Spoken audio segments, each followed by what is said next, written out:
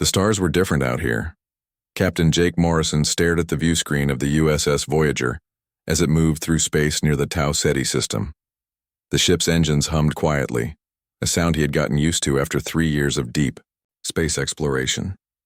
His crew of 65 humans had been away from Earth for almost 2 years, mapping new star systems and looking for signs of life. "Captain, we have something on sensors," said Lieutenant Brad Williams from his station. His voice was steady but tense. Brad was young, only 26, but he was one of the best sensor operators Morrison had ever seen. Morrison turned in his captain's chair. "What do you see, Lieutenant?" 5 ships, sir. Unknown design. They just appeared out of nowhere, like they dropped out of some kind of faster-than-light travel. Brad's fingers moved quickly over his console. "They're big. Captain, much bigger than us." The bridge fell silent. Commander Lisa Hayes, Morrison's second-in-command, stood up from her station. "Have they detected us?" "I think so, sir. They're turning toward us." Morrison felt his heart rate increase. This was what every deep space explorer both hoped for and feared. First contact with alien life. Red alert. All hands to battle stations. But do not power weapons yet. Lisa, hail them on all frequencies. Lisa Hayes moved to the communications console. Her diplomatic training had prepared her for this moment, though nothing could really prepare anyone for meeting an unknown alien species. "Attention, unknown vessels. This is Commander Lisa Hayes of the human exploration ship USS Voyager. We come in peace. Please respond." The alien ships kept coming closer. On the view screen, Morrison could now see them clearly. They were dark gray, almost black, with sharp angles and strange protrusions. Nothing like human ship design. They looked dangerous. "Still no response, Captain," Lisa reported. "Try again. Use the mathematical sequences we prepared." Engineer Samantha. Cole looked up from her station. "Captain, those ships are charging weapons."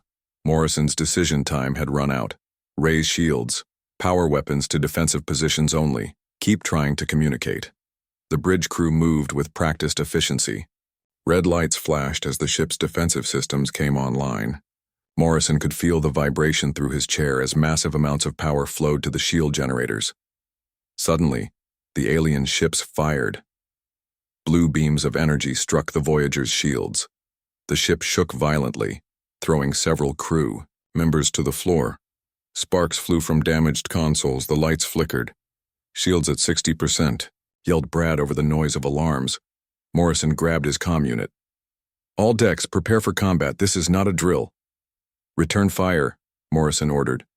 "Aim for their weapon systems only. Do not target their main hull. We want them alive. To talk." The Voyager's weapons fired back. Bright orange beams lanced out at the alien ships. Several hits connected, but the aliens barely seemed to notice. Their shields were much stronger than human technology. "Hard to port. Evasive pattern Delta," Morrison shouted. The Voyager turned sharply, but 2 alien ships flanked them. More weapons fire struck the human vessel. This time, the shields failed. "Shields down," Brad reported. "Hull breaches on decks 4 through 7. Dr. Alan Foster's voice came over the intercom. "Medical emergency on deck 5. Multiple casualties." Morrison felt anger rising in his chest. They had tried to communicate. They had fired only defensively. And still the aliens attacked. "Target their bridge sections. Full power." The Voyager struck back harder. 1 alien ship suffered heavy damage to its forward section and fell back. But 3 more kept firing. The human ship was outgunned. "Captain, they're launching boarding pods," said Brad. On the view screen, Morrison could see small attack craft leaving the alien ships. They were heading straight for the Voyager. "Security teams to defensive positions. Tim, coordinate a fighting." "Retreat pattern through the ship." Chief Security Officer Tim Brady nodded. He was an experienced combat veteran, having fought in Earth's colonial wars. "Yes, sir. We'll make them pay for every meter." Communications Officer Katie Andrews suddenly spoke up. "Captain, I'm picking up alien transmissions, trying to translate." "What are they saying?" Katie worked furiously at her console. "It's strange, sir. They keep using words that translate to honor and capture and prize. I think I think they're trying to take prisoners. Morrison stood up. Every human in space knew the stories. The Arcturus War, when alien raiders had captured human colonists for experiments. The victims had died screaming after weeks of torture. Never again, humanity had sworn. Never again would humans be taken alive by aliens. Set a course for the nearest star. Maximum speed. Sir? Asked Navigation Officer Chris Johnson. Do it, and prepare all airlocks for decompression. Morrison turned to face his crew. Activate Protocol 7. A shocked silence fell over the bridge. Protocol 7 was the last resort. Total ship destruction. No survivors, no prisoners. Captain, Lisa said softly. Maybe we can still negotiate. If they want prisoners, maybe they're not all bad. Maybe they... No. Morrison's voice was hard. We all know what happens to human prisoners. I will not let this crew suffer that fate. The first alien boarding pod struck the ship. Warning lights flashed as the aliens began cutting through the hull. Tim Brady left the bridge to coordinate defenses. Over the comm, they could hear weapons fire as humans and aliens clashed in the corridors. Morrison looked at his crew. These people had trusted him with their lives for 2 years. Now he was asking them to die rather than surrender. Protocol 7 is authorized, he said quietly. 10 minutes to detonation. All hands, prepare for one last fight. The ship's corridor filled with smoke and the sound of weapons fire. Tim Brady crouched behind a corner, watching alien soldiers move through the damaged section. They were tall, at least 7 feet, with gray skin and 4 arms.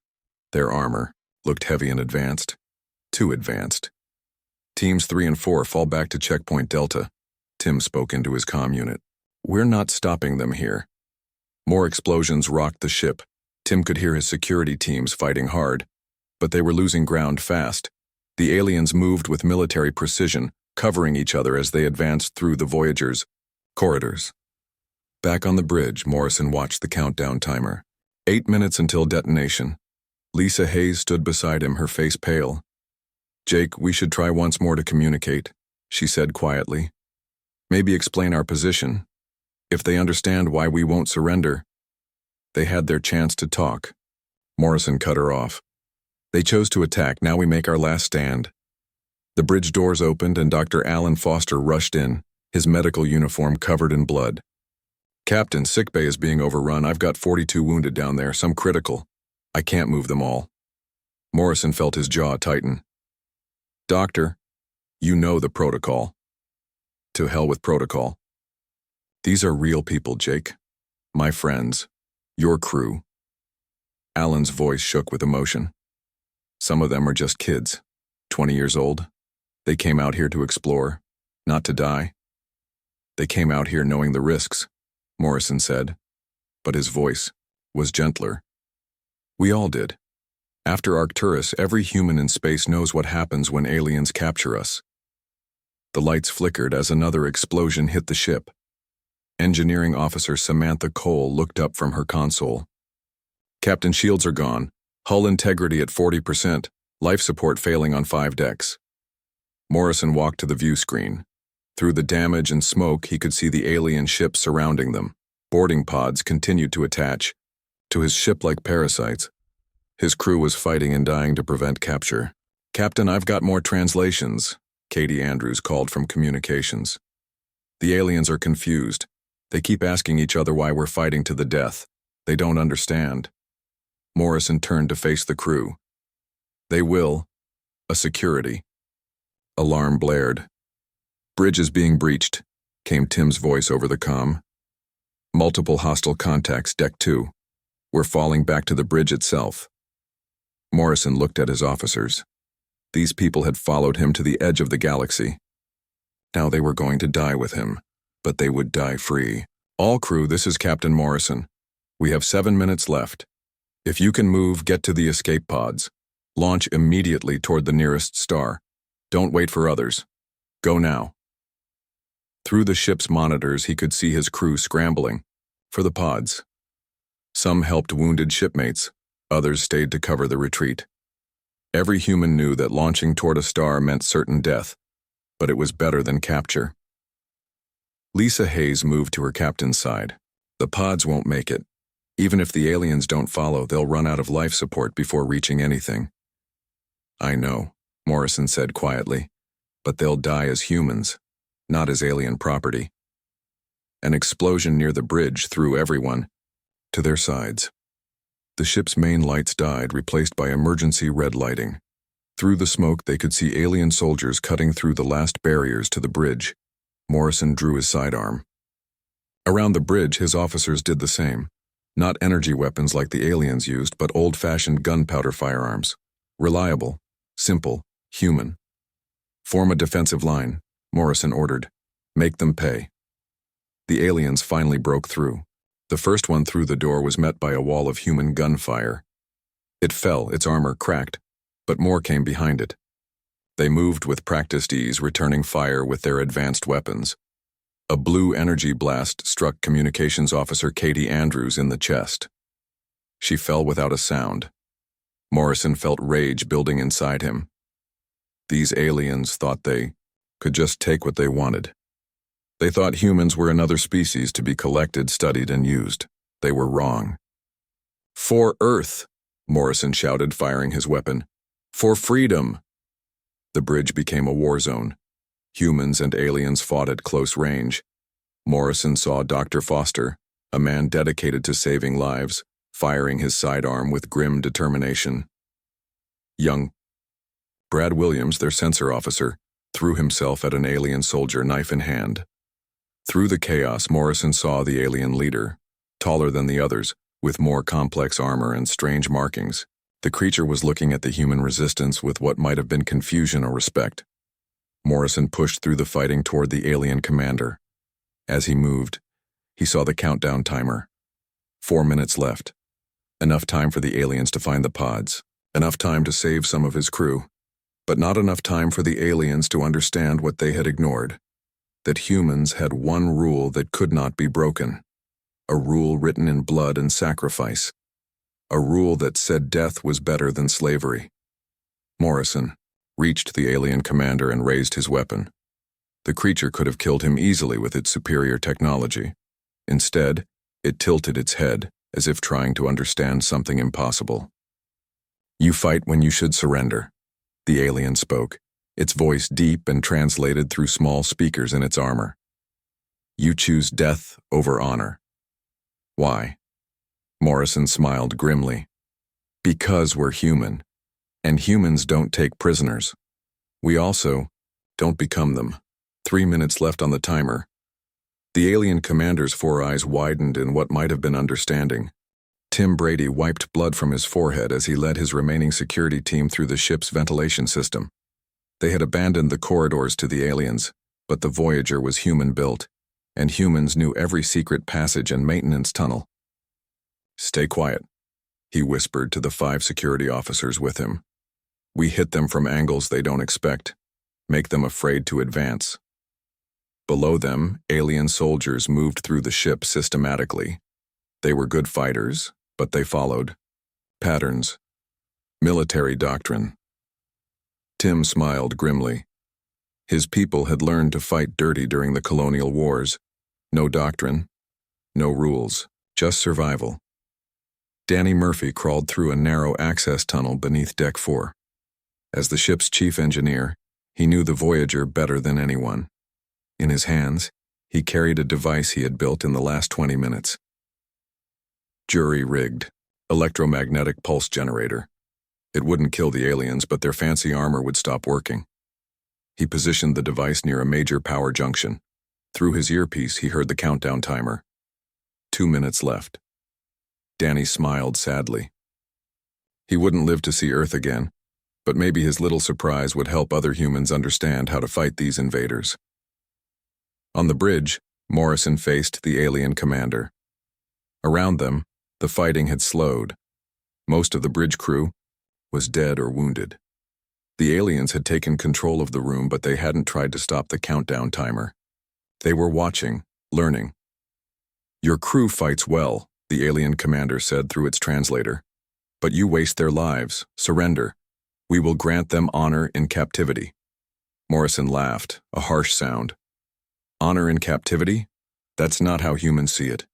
We've learned that lesson before. Through the ship's systems, he could see Tim Brady's team setting up ambushes, Danny Murphy placing his device, Maria Rodriguez in engineering, modifying the main reactor to make the explosion bigger.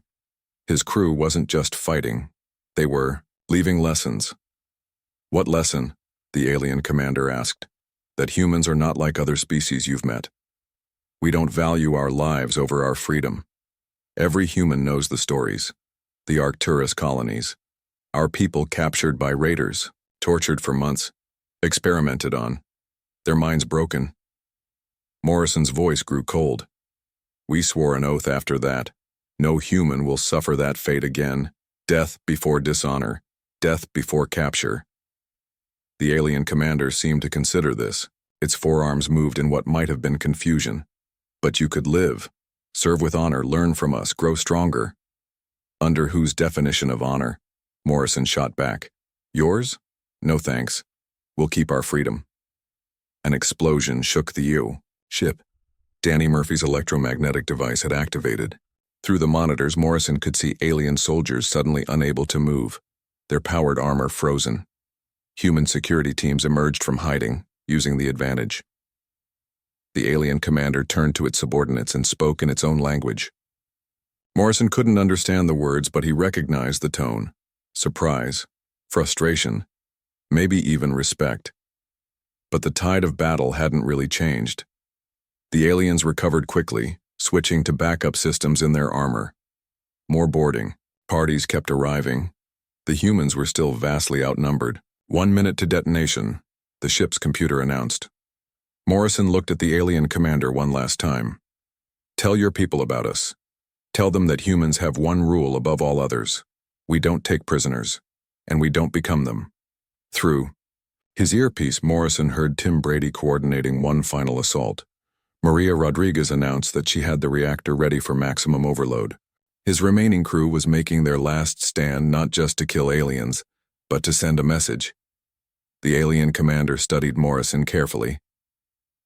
Your species is unusual. You waste resources. Tactical disadvantage. All for what you call freedom. It's not waste if it teaches the lesson, Morrison replied.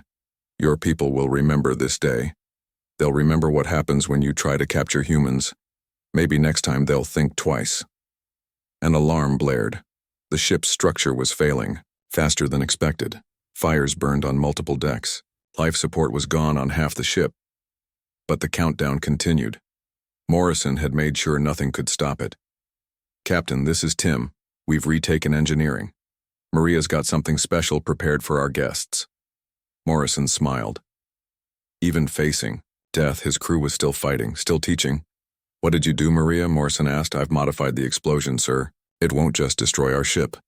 It'll create a quantum resonance wave. Any alien ship within a light second will have their shields disrupted for about 30 seconds. Just enough time for our escape pods to get clear. The alien commander heard this through the open comm channel. Its posture shifted slightly. Respect? Wariness? Morrison couldn't tell. 30 seconds to detonation, the computer announced.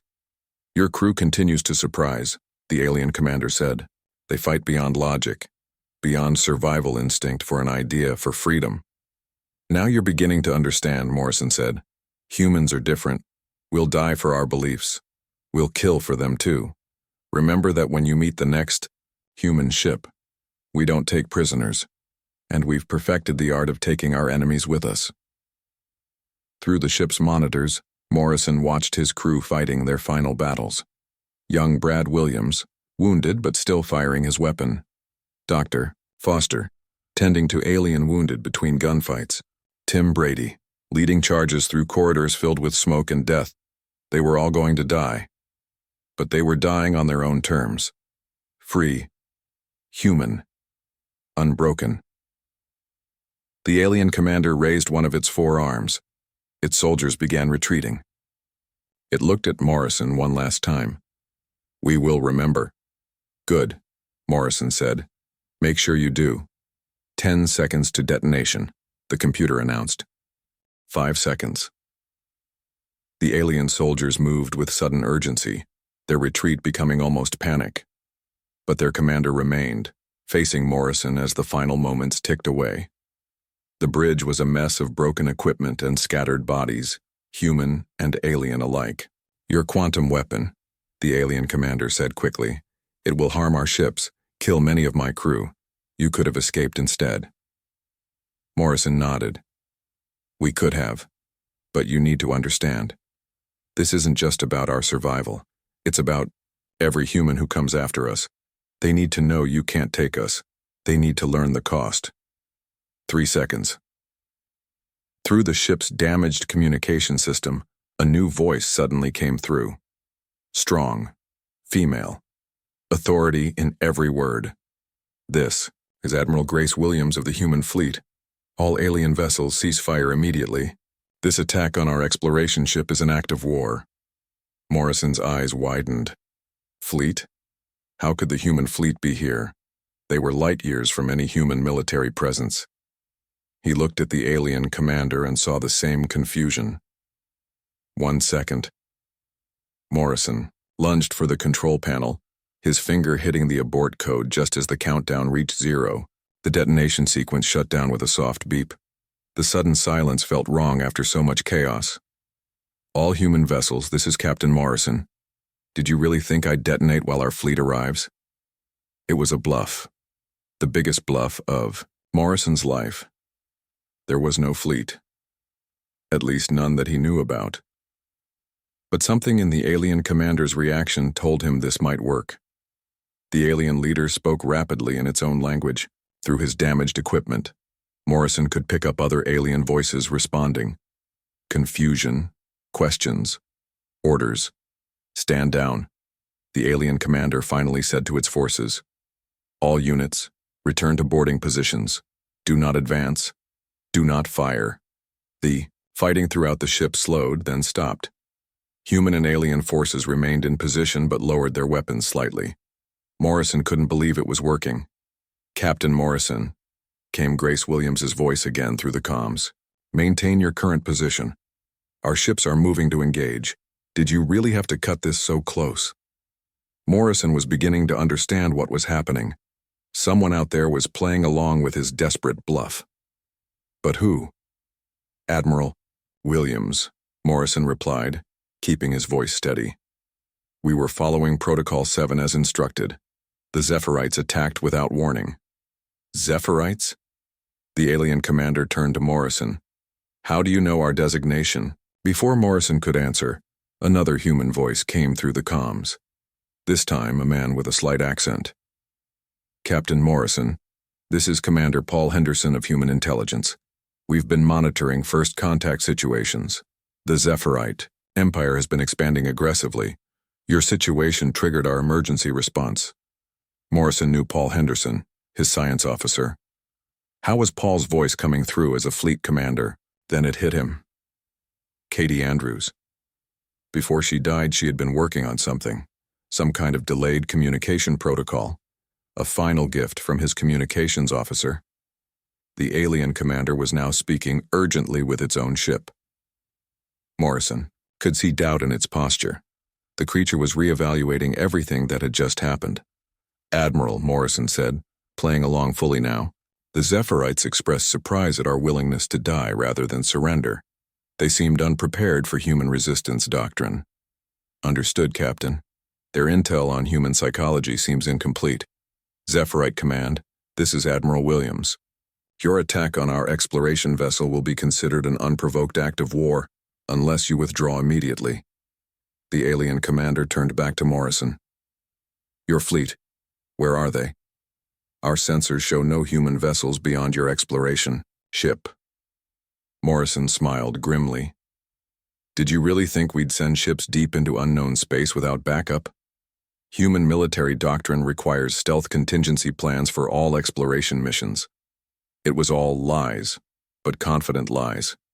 The alien commander's forearms moved in what Morrison now recognized as their equivalent of nervous gestures. "But you were willing to die, to destroy your ship. Why continue the charade if rescue was coming?" "Because," Morrison said carefully, We had to know. We had to see if you would respect our choice to die free.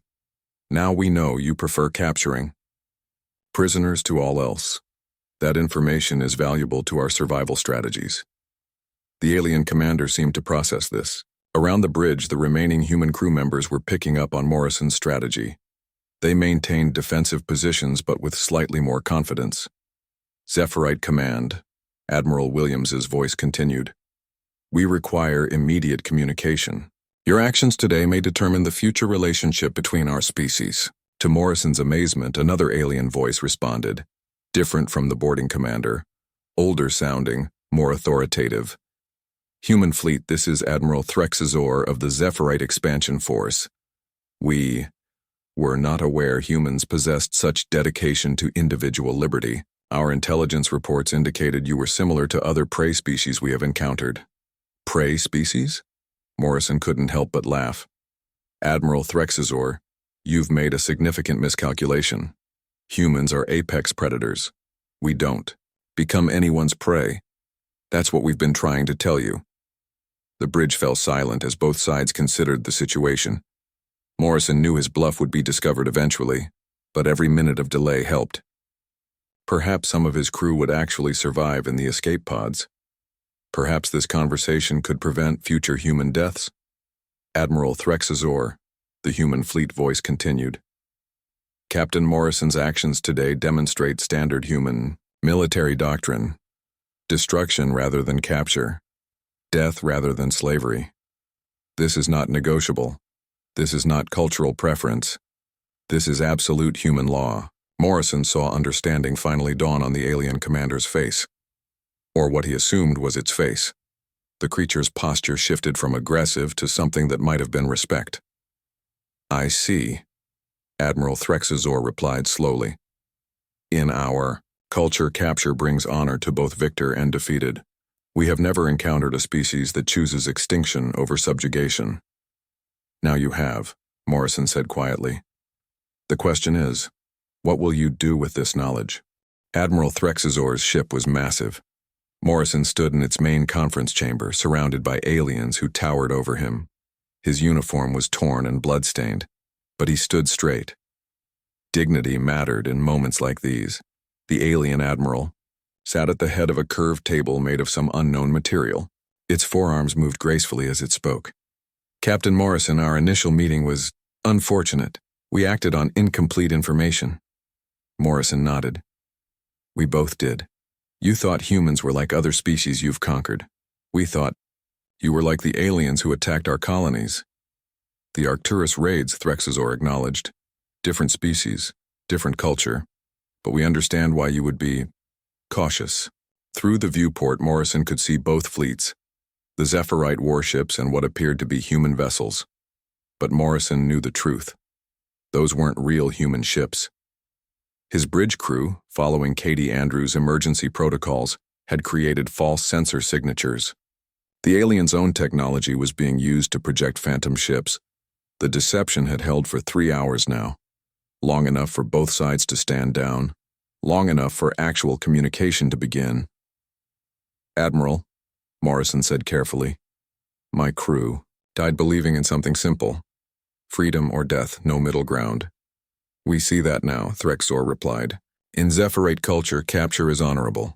It shows strength to take prisoners, shows wisdom to accept subjugation when outmatched.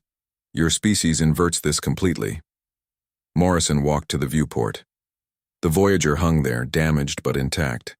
His people were still aboard, the living and the dead. We've learned hard lessons about captivity. Maybe you can learn from our experience without repeating it. Behind him, he heard movement. The boarding commander who had led the attack stood nearby. The alien's armor was now clean, repaired. Captain Morrison, the commander said through its translator. Your crew. They fought knowing they would die. Not for victory, not for escape, for principle alone. This is unknown to us. Morrison turned to face both aliens. It's what makes us human. We're not smarter than you, not stronger, not more advanced, but we value individual choice above everything else, even above survival. Even above the survival of your species? Threxazor asked. That's the paradox, Morrison replied. By valuing individual freedom so highly, we strengthen our species. Every human knows they will never be abandoned to captivity, never left to suffer alone. That knowledge makes us fight harder, stand together more strongly. The conference chamber door opened. Dr. Alan Foster entered, no longer wearing his blood-stained uniform, but simple medical scrubs. Behind him came several Zephyrite medical personnel. Captain, Admiral, Foster addressed both leaders. We've been treating wounded from both species. Human and Zephyrite physiology is remarkably similar in some ways. Our medicines work on them. Theirs work on us. This surprised Morrison. You've been working together? When people are bleeding, politics doesn't matter, Foster said simply. Your crew, sir, has been helping our former enemies. Tim Brady has been showing their engineers how we modified our systems. Maria Rodriguez is comparing power core designs with their chief scientist. Threxazor seemed pleased by this. Dr. Foster, your people continue to surprise us. First you fight to the death. Then you aid our wounded. There is no logical consistency.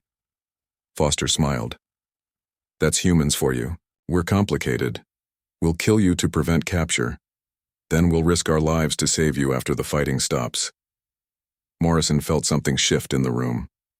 Understanding, perhaps. Or the beginning of it. Admiral Threxazor, Morrison said, slowly, what if we propose something different? Instead of conquest or subjugation, what about mutual respect? Elaborate. Your culture values strength and honor. Our culture values freedom and individual choice. What if we establish a relationship based on those shared values rather than traditional conquest? Threxazor's forearms moved in complex patterns. Morrison was beginning to understand this was how they communicated emotion. You suggest alliance? I suggest dialogue, trade, cultural exchange, competition that doesn't end in death. The boarding. Commander stepped forward. Admiral, they're escape pods. We found them heading toward a star. Certain death. But the humans inside were singing. Battle songs. Victory chants. They were celebrating their freedom, even as they flew toward destruction. This detail affected Threxazor visibly.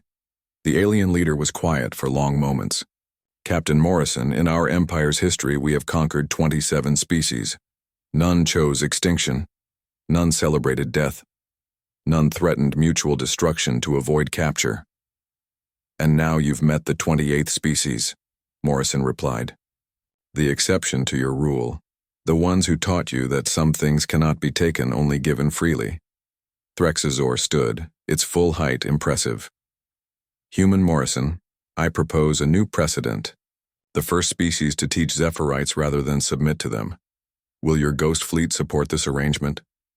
Morrison had to make a choice. Continue the deception or reveal the truth. He chose honesty. Admiral, there is no fleet. My communications officer, before she died, programmed our systems to create phantom signatures, to give us time to communicate rather than die. The chamber fell silent. Morrison waited for rage, for betrayal, for the fighting to resume.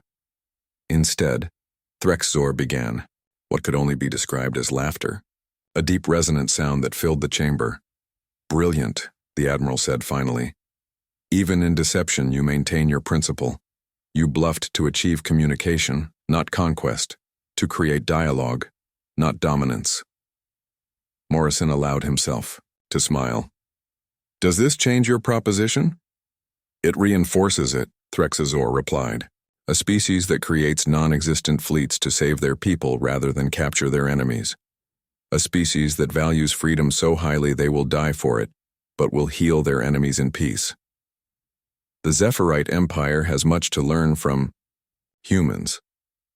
The boarding commander removed its helmet, revealing a complex face with multiple eyes and intricate patterns. Captain Morrison, we will remember this encounter. How humans taught the Zephyrite about freedom, how you chose death before dishonor, how you bluffed us into dialogue. Morrison extended his hand toward the alien. After a moment of confusion, the creature extended one of its 4 hands in return. Human and alien shook hands for the first time. "To new understandings," Morrison said. "To the species that taught us to value choice," Threxazor replied. "And to the day humans showed the universe that some prices are too high to pay." Through the viewport, Morrison watched his damaged ship. His crew was alive.